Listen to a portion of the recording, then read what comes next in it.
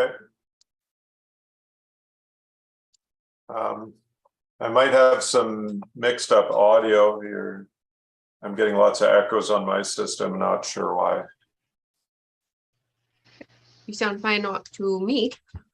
Okay. I don't sound fine to me.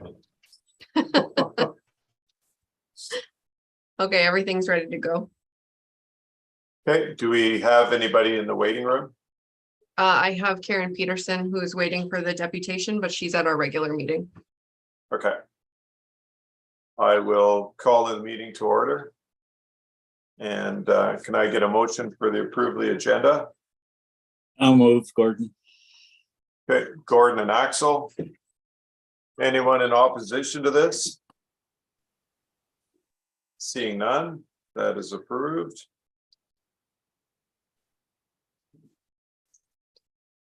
Okay, is there any disclosures of pecuniary interest? Seeing none, we will move on to the applications. Sorry, did we approve the agenda as well? Yes, we did. Oh, look at me missing everything. Okay, cool.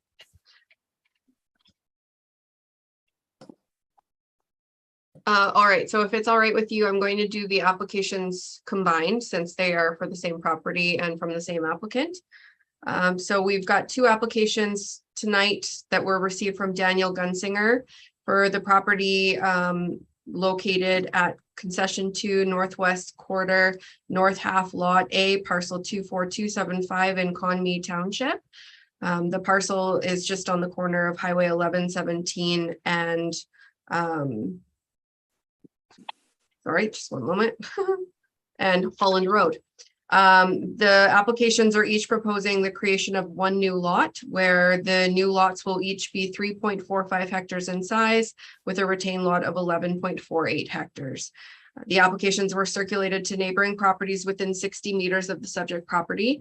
Notice was posted on the property, and agencies required through the Planning Act were circulated by email 14 days prior to the meeting. These applications originally came in before the April meeting and were supposed to be heard at our April meeting. But unfortunately, the applicants were out of the country and didn't post the notice signs in time. So they were all recirculated and we're hearing them this evening. So again, the subject property currently fronts on Highway 1117 in Conmee Township.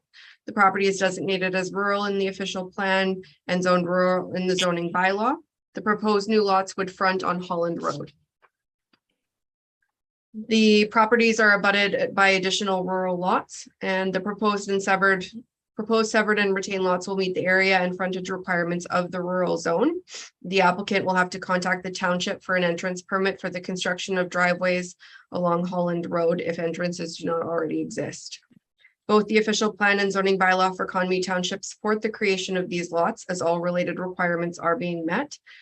The provincial policy statement encourages lot creation in appropriate areas, so this application is consistent with all provincial documents. Conmee Council sent an email, stating that they have no objections to these applications. We received agency comments from Hydro One, Mines, and the MTO, all stating that they have no concerns or objections with the applications. So it would be my recommendation that both application 1B0323 and application 1B0423 for the creation of a new lot be approved with the usual conditions.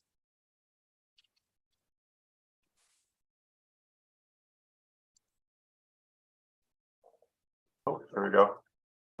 Is there any questions from the board members? Since we don't have anybody else online, I guess we don't have anyone that's going to be commenting. No, the applicant said that they didn't have internet. They could have called in. I told them that, yes. Yeah. Okay, then there's nothing else for the public meeting? No. Okay, can I get a motion to adjourn the public meeting, please? David and John, anyone in opposition to this motion? Seeing none, the public meeting is now adjourned. And we'll move on to the public meeting, or the regular meeting, pardon me. We'll wait till our guest is attached to the audio.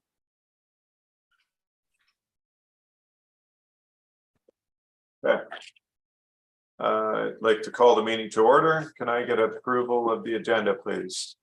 It's been moved by David, second by Elizabeth, that the public meeting, the regular meeting agenda of the May 4th, 2023 Lakehead Rural Planning Board be approved.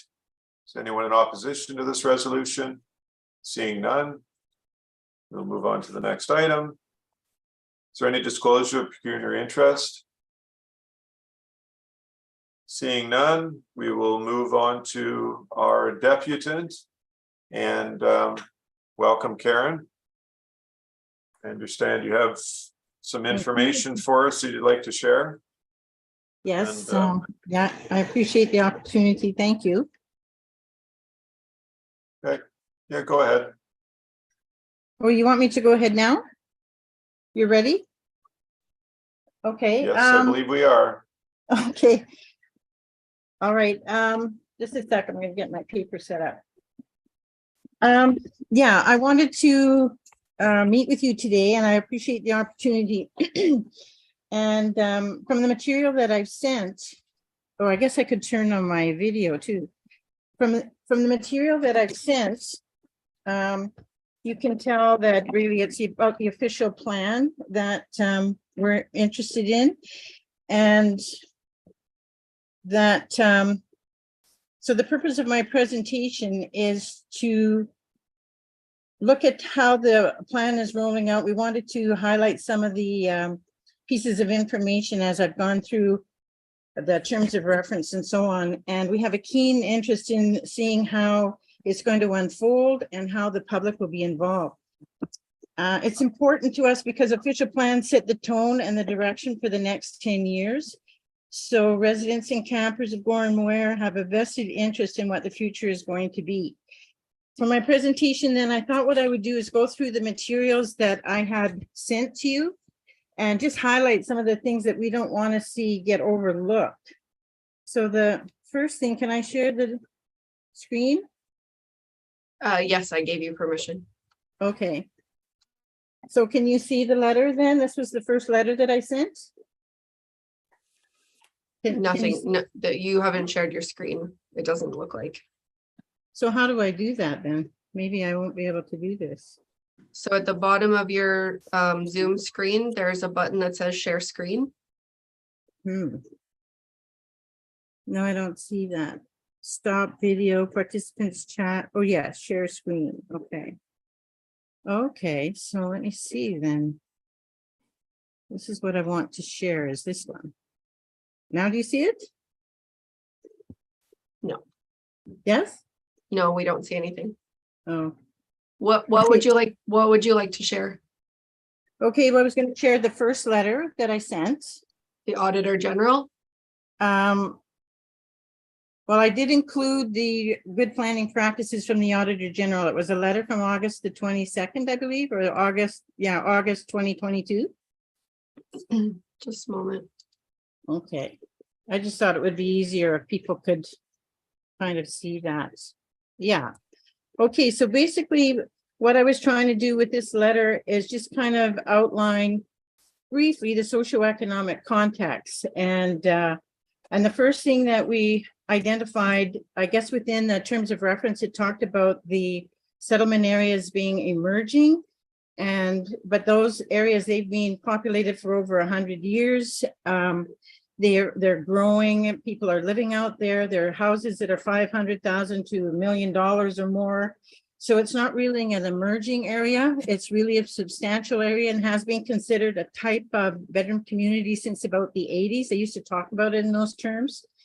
And so we in our area feel that we don't want to see what's overlooked is the economic and social contributions that were being made to the city of Thunder Bay. And I also highlighted in there some of the recent climate change events that have occurred. So in 2021, it was the windstorm. I know that throughout the whole district, there were trees that were falling all over. There was damage to property. I had my trailer, I think was $20,000 worth of damage. There was 100 trees from Trout Lake to One Island Lake that had come down. So that was a serious event. And then the next event was last year with the flooding. And, you know, it would be interesting to see how much insurance money has been paid out over the last 2 years just on climate change events. We also had confirmed that we have algae in the lake, and I think Hawkeye Lake as well, some of the other lakes. So what we've done is partnered now with Lakehead University to make sure that we know what's contributing to that. We're doing water quality sampling. We're identifying how we can change our behavior by not putting pollutants in the lake and so on. I also identified that we know that the Ontario Sand and Gravel Association is very keen on having their membership lobby and make sure that their interests are met within official plans. And so we also want to have sort of a balance there where the public too, you know, we're an important member of society. And so we want to have the same opportunity that industry would have. So then the second letter, which is what I sent just the other day or last week. And what I identified within that letter was the focus of the, Sorry, Karen, is there something I should be pulling up?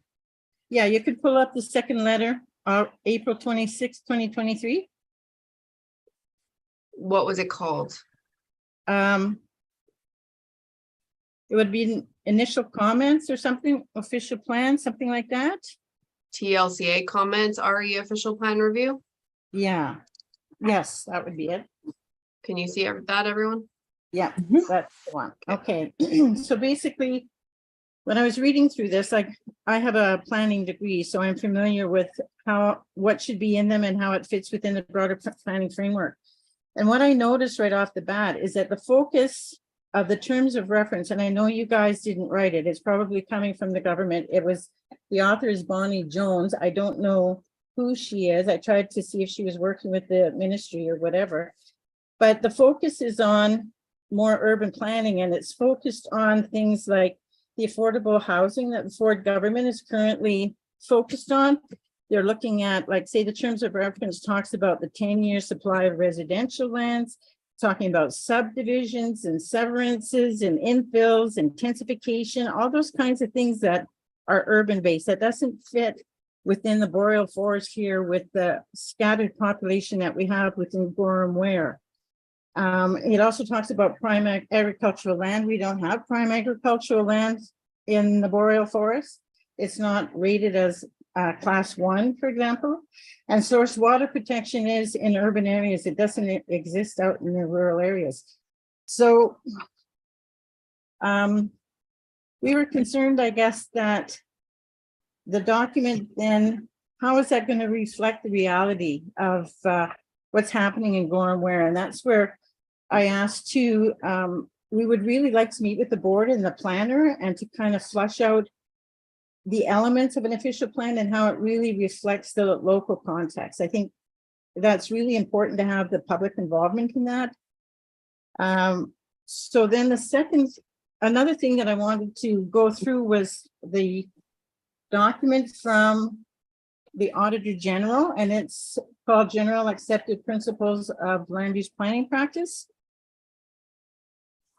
Yeah, and what this is, like, the Auditor General has developed this, and anytime something goes to, say, the LPAT, the OLT, whatever it's called now, or court of law or something, when it's coming from a planning authority, what they're looking at is whether the policies, the zoning, any applications, if they fit good planning practice, and the test is on good planning. And so when you talk about good planning, they've outlined it very well here. So at the very beginning, it talks about livability of an area, and that's by the experience of the people themselves. Sustainability, is it going to really last for the long term with future generations? Resiliency, can you get over, you know, any environmental effects? And then the second part is about how you go about doing that. And it's about having a moral compass, transparency, extensive public involvement, and it's how the people want to be involved themselves not dictated that's the way things have been done in the past. And utilizing good facts and data and interdisciplinary design where you're looking at things not only from one perspective, but you're considering the social, environmental, and economic aspects and balancing those things out. So I wanted to share that because I know as a planning board, these kinds of things sometimes get dropped off the table or that because they were written a while ago, but it's a good rubric to follow when you're evaluating something. And I know this is something that we're looking for. These seem to really fit the kinds of things that we would like to see happen in our region. Then the other thing that I sent was a statement of environmental values. Have you got that on your screen? Now, what those are. Yeah, okay. So what those are, every ministry needs to respond to the Environmental Bill of Rights, and each ministry has to come up with their own statement of environmental values. And at the top there of this document, it talks about what the Environmental Bill of Rights is all about. So it's all about the inherent value of the natural environment. It's about the right of people to live in a healthy environment. It's about people having a common goal to protect, conserve, and restore the natural environment. And it goes through and it talks about the purpose, protection, conservation, restoring, sustainability, and a right to a healthy environment. And then it goes through how people would go about doing that. So there's prevention, reduction of pollutants, conservation of biology, ensuring biological diversity, those kinds of things. So this is something that tends to fall off the table as well. And I work a lot with environmental impact assessments, and you see often that these values don't get included, and it ends up with conflict, appeals, and then that costs everybody more money. So I wanted to bring those things to your attention. And also with, if you look on the environmental registry, the PPS now is up for review. And that's where they're talking about bringing together the growth plan from Southern Ontario. Now, within that PPS, there's some key aspects that aren't reflected in the official plan. And as we know already, is that the official plan has to align with the PPS. And some of the things they talk about within that document is still under review. So, I mean, the official plan too seems to be a little bit ahead of itself because the PPS hasn't really been finalized yet. But they do talk about protection of water, watershed management planning, climate change, and those are all the things that aren't reflected in the terms of reference. So how, I guess we're questioning how are all these things going to be lined up by the time the official plan rolls out. And I guess that's where, again, our ask is, could we meet with the planner and work together and try to really build something that's going to be win-win. Like one of the things I've noticed with OSGA, with the Sand and Gravel Association, they keep talking about big wins for themselves. And we're not in it for ourselves because we recognize that we need gravel, we need industry and so on, but we also need good, healthy environment. We need to breathe air, we need water, all those things. So that's basically what I wanted to present before this official plan got too far down the road. And if anybody has any questions.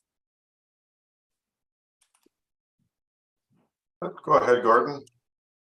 Yeah, the provincial policy statement that's coming down the road, yeah, it's true enough, is not in effect, but the current provincial policy statement is still in effect. The one is 2020.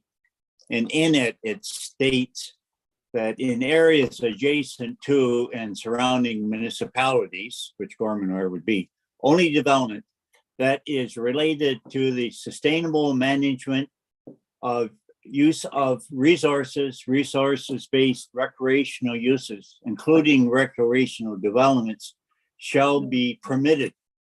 Right. They're not looking for any more permanent dwellings in No. unorganized.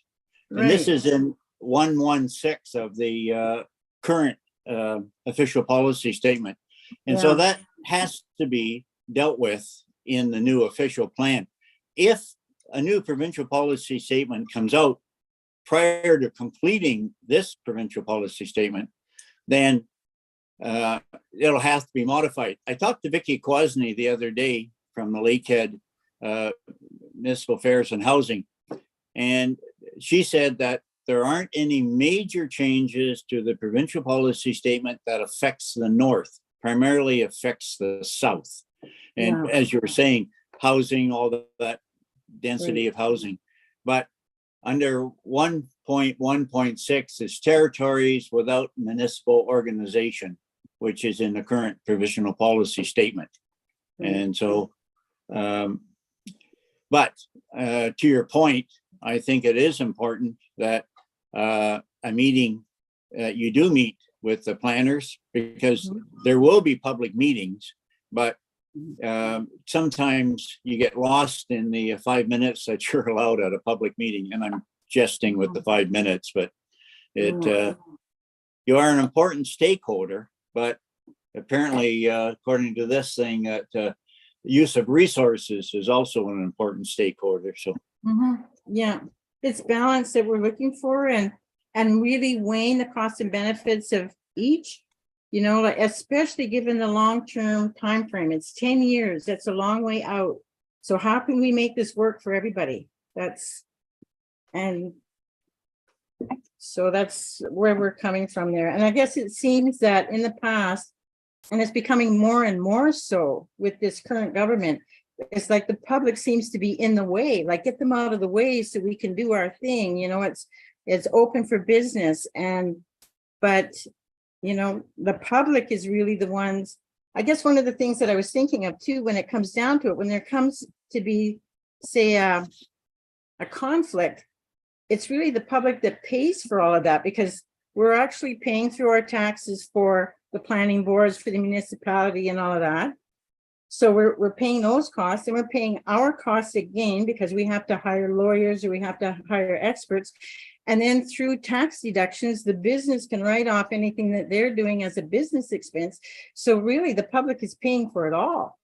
And it doesn't seem right that we don't have as much to say in what's happening with the official plan, as industry has been getting, you know, more and more kind of press and lobbying hard. They've got deep pockets, you know, we all recognize that. But I think we're all in the same boat, because we live in small areas outside of Thunder Bay, and it's all the same. I guess we're all in the same boat.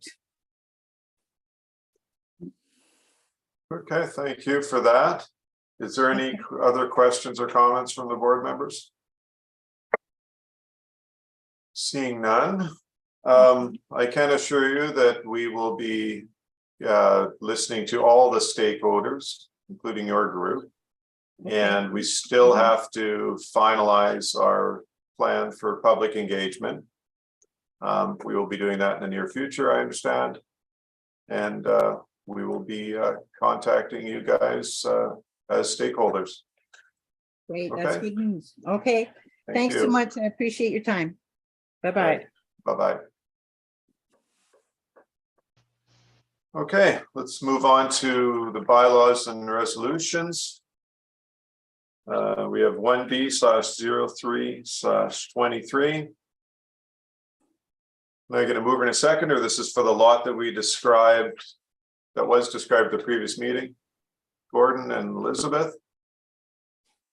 It's been moved and seconded that the application 1B/03/23 from Daniel Gunsinger for the property legally described as concession to northwest of quarter north of half lot A, PCL 24275 in Conwy Township, Geographic District of Thunder Bay, is set forth in the application be approved with conditions. Is there any other questions or comments? Seeing none, anyone in opposition to the application? That one is approved. And can I get a mover and a seconder for the second one, which is related to the first? David and John.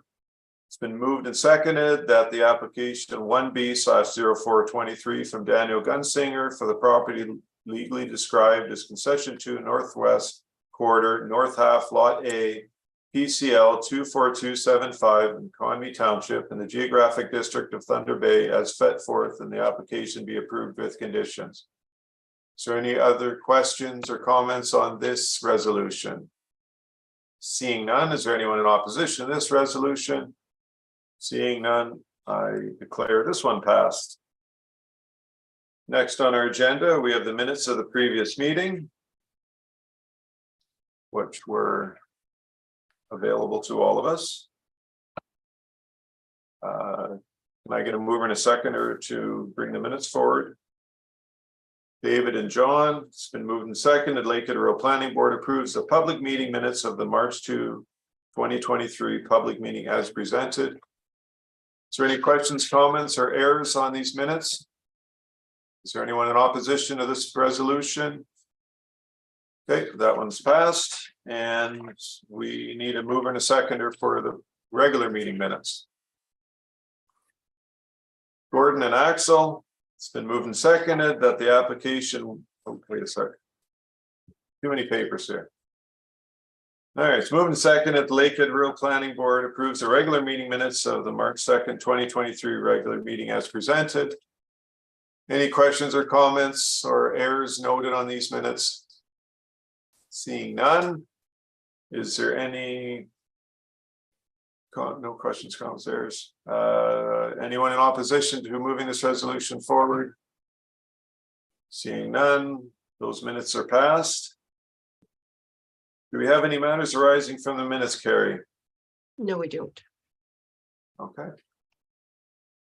We have financial report, if you'd like to go through that, Carrie. Certainly. So we've got the financials as of April 20th. You'll likely note that there's very little change to those. We have received all of the levy fees from the townships. Provincial levy fee doesn't come in till late in the year. Our expenditures so far, I've reached out to our auditor, but I haven't had a response back yet. Just to determine where they're at with that. June is typically the meeting where we would pass a draft of the 2022 audit. The provincial government does require that information by July, so the June meeting is typically when we can get that passed. Although we don't have any applications at this point for a June meeting. So if anyone has any questions about the financials at this point, I'm happy to try and answer them. Any questions? Oh, Elizabeth, go ahead. Yes, I see in the expenditure side, we have $550 of fees remitted to the LRCA, but we don't have any in revenue or income to offset that 550. That's just an error that is on my part that I haven't included it in both sides. Okay.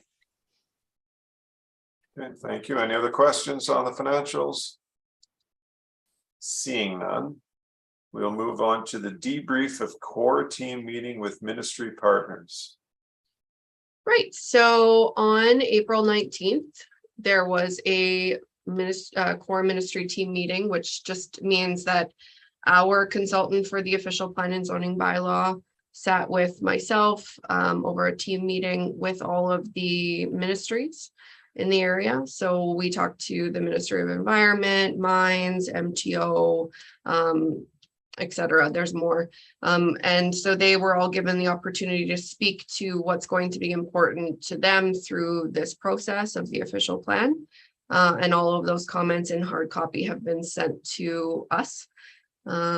So right now our consultants are working through the next step. So they did send me an email. They said, so they're looking for me to send them the number of lots created since 2014, which I have done. The number of zoning conformity letters that we have issued since 2014, which I have done. They're looking for a list of hot topics, which so far include aggregates, enforcement and compliance. And then I said that I would mention this to the board to see if anyone had any other issues that they thought would be a really good idea to bring up at this point in the early stages. So by all means do that. Go ahead, Gordon.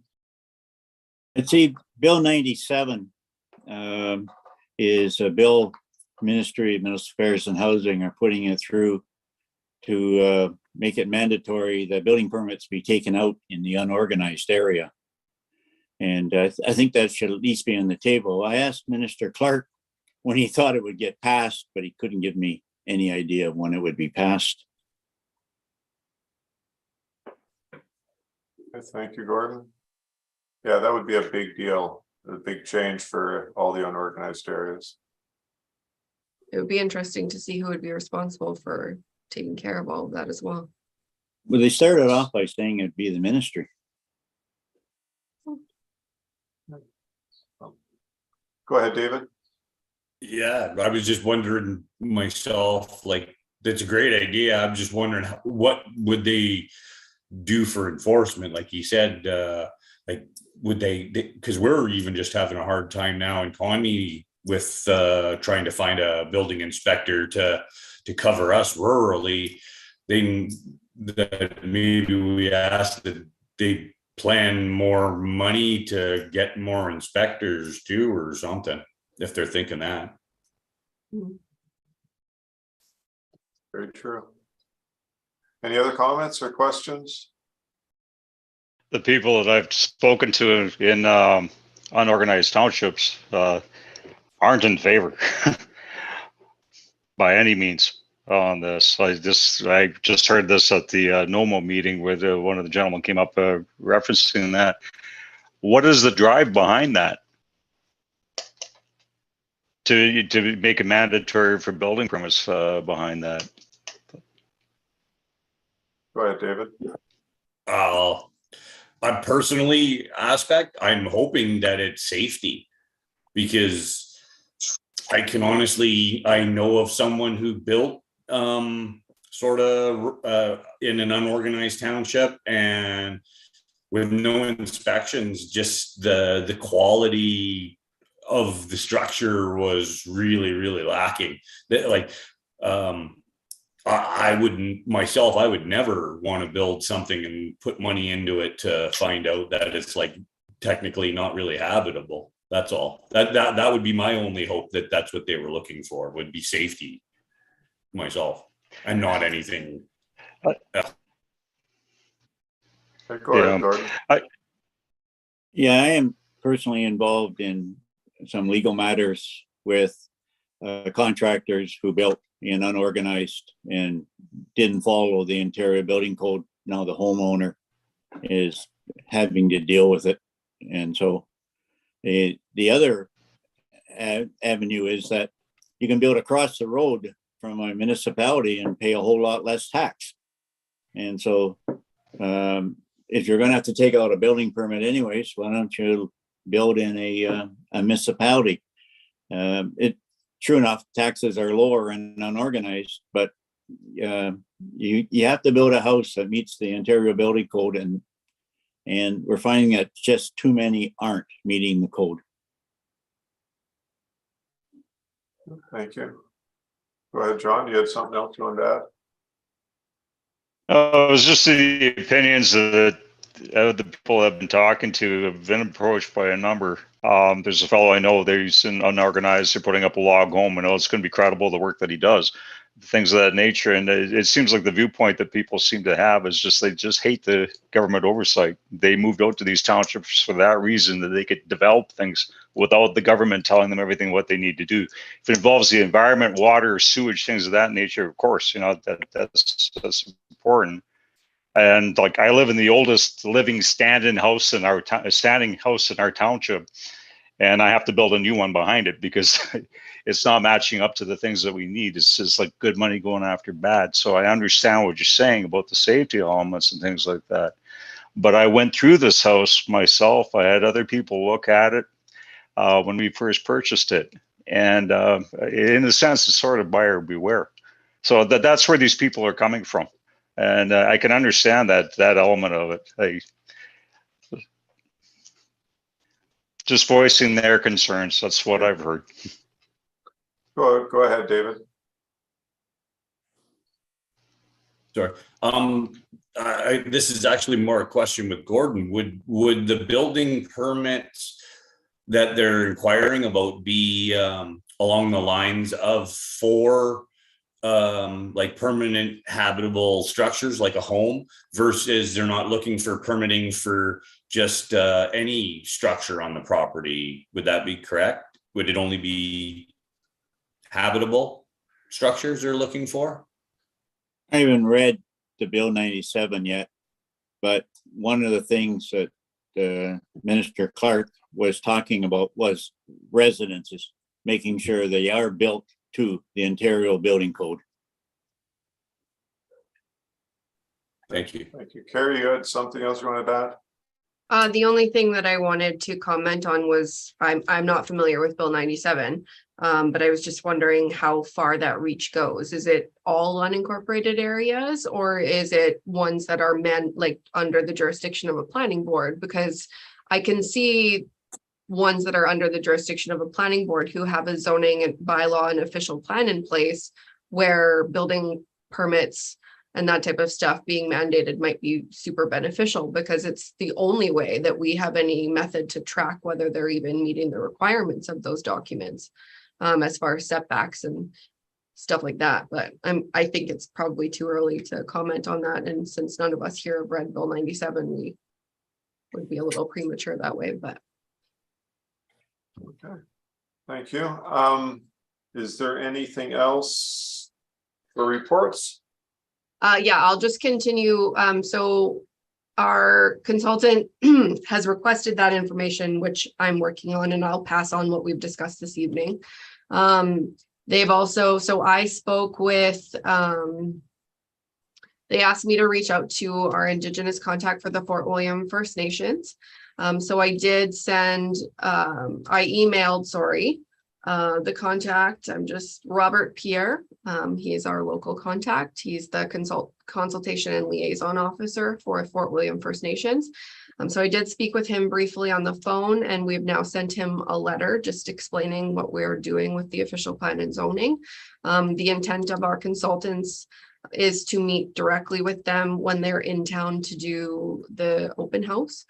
So they also said, so they're working on the background report now, targeting early June for completion. Preparation of materials for the open house is they're focusing their efforts on right now.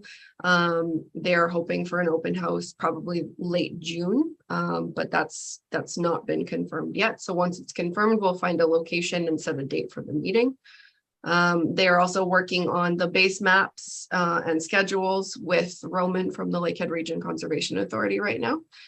So we are definitely starting. We are a couple of months behind based on the original schedule that was provided to us, but he still believes that we'll have a draft in place by early fall. Good. Okay.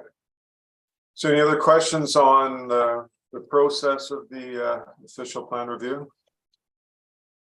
So yeah, we have a long ways to go yet, and like I outlined to Ms. Peterson, that we also have lots of opportunity for the public to get involved in the future.